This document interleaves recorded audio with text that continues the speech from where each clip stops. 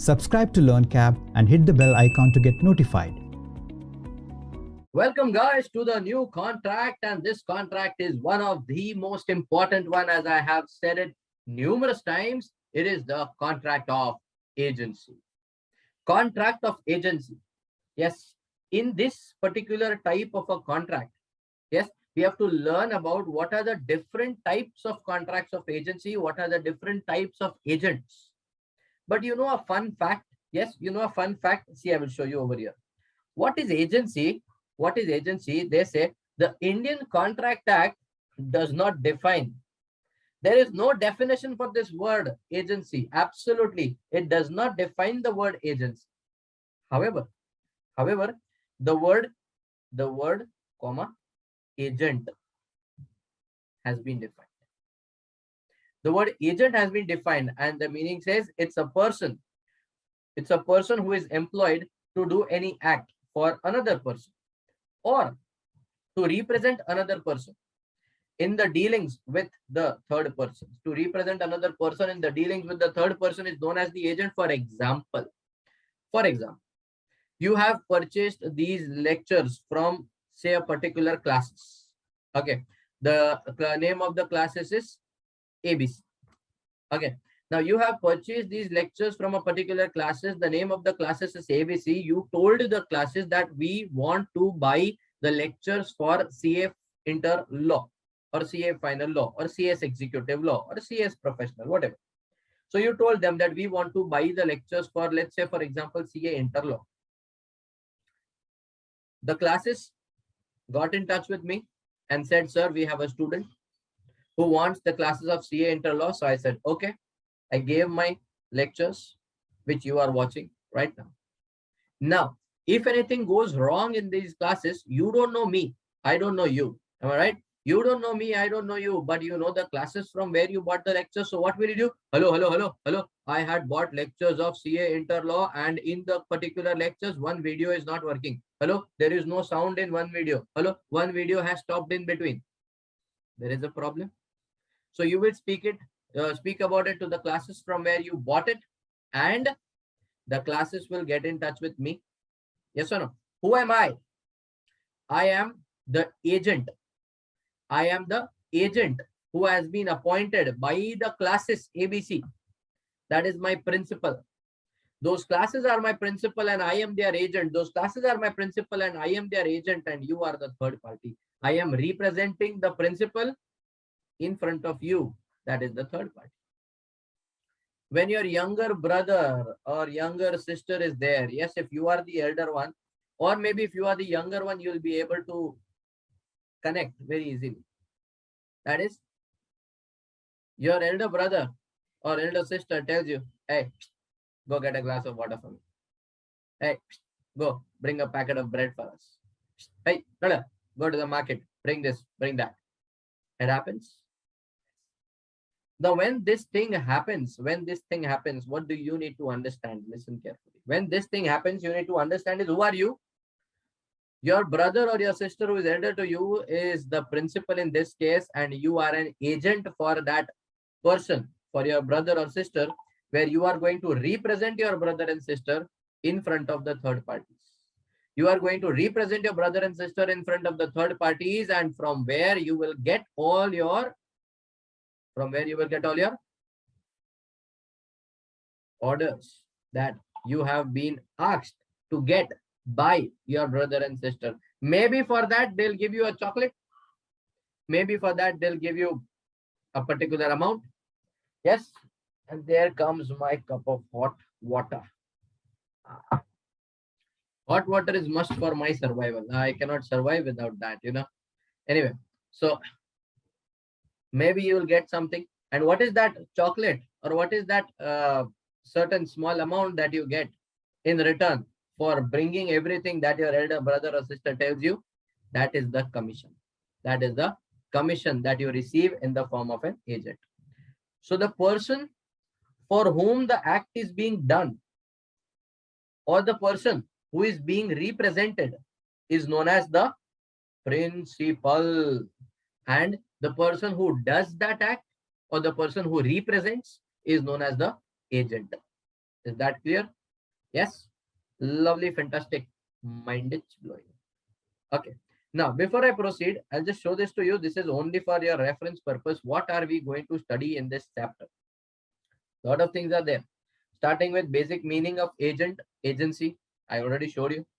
A concept of sub-agents, ratification, revocation, duties, obligations, and rights, along with effects of agency and the contracts with the third persons. So these are all basic index. You don't have to remember this. You don't have to by heart this. This is only for seeing or summarizing what you have to study in this chapter. Let's start with the basic part first. Who can be appointed as a principal and who can be appointed as an agent? They are saying a principal should always be a person who is a major and should be of a sound mind. But when I talk about an agent, agent can be a major, can be a minor, but should be of a sound mind. Why like that? It is very obvious. I mean, if at all the agent does any mistake, yes, the agent does any mistake, then the principal will be made liable. But if the principal himself makes a mistake, where will you go? Agent, will you make the agent liable for the principal? Not a chance. You cannot do that. That is not possible. You cannot make the agent liable for the faults or the mistakes of the principal. Am I right? Or am I right? Right? Okay. Let's have an example. Let's have an example. It says P appoints Q. Who is Q? Q is a minor. Okay. To sell his car for not less than rupees 2,50,000. So P has told Q that Q, go and sell my car. Go and sell my car and sell it for any amount but not less than rupees 2,50,000. Q sells the car for rupees 2 lakhs. Q sells it for rupees 2 lakhs. I told you don't sell it for any amount below 2,50,000. You have sold it for 2 lakhs. Now I will sue you in the court of law and recover the balance 50,000 from you. Question is that possible, sir? Is that possible? Answer is no, sir, because Q is a minor, right? So P will be held bound by the transaction because P told Q to represent, and further shall have no right against Q for claiming any compensation. For claiming any compensation for having not obeyed the orders or instructions given by P, right? Because Q is a minor and any contract with a minor is considered to be void ab initio. What is it considered to be? Void ab initio. Am I clear? Okay. Consideration not necessary. So this particular provision in the contract of agency says that when you enter into any type of a contract of agency, you may get a consideration. You may not get some consideration. For example, the classes will tell me that, sir, we want you to represent our classes and we invite you to take a motivational lecture. I said, okay. So I went to the classes. Over there. There was a crowd of a couple of hundred students sitting in a classroom. And then I started with the motivational lecture. And after I ended the motivational lecture, they came up to the stage. The owners of the classes, they came up to the stage and they said, we are very, very thankful to Mr. Harsh Kachalia for coming up here all the way from Mumbai and representing us in front of you and having such a beautiful and such a motivating session. Thank you, sir.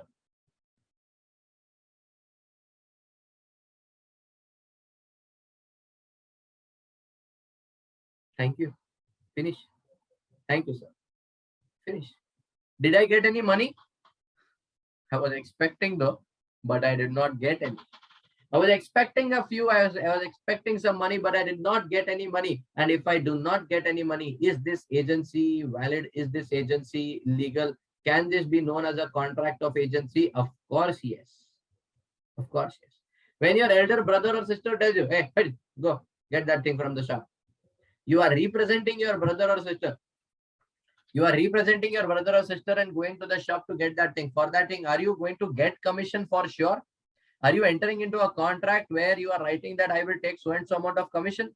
Is it so? No, it is not so. And that is why they are saying agency may or may not include commission. The acceptance of the office of an agent, acceptance of the office of an agent is regarded as a sufficient consideration in the appointment of agency. Is that clear? Yes. Now, before I go to the next part of agency, yes, I'm sure you have the notes with you, right? You have the notes with you. Of course, those notes may differ a little bit because I might have given a little bit more depth or a little bit more detail over there. So here what I'm showing you, this is a summarized form of the contract of agency, where of course we are going to cover everything, but in a short or summarized language, which is easier for revision on the last day. Understood? So kindly make a note of these things somewhere. And if you already have these with you, then at least read through the provisions. I will scroll them one by one. Do it quick.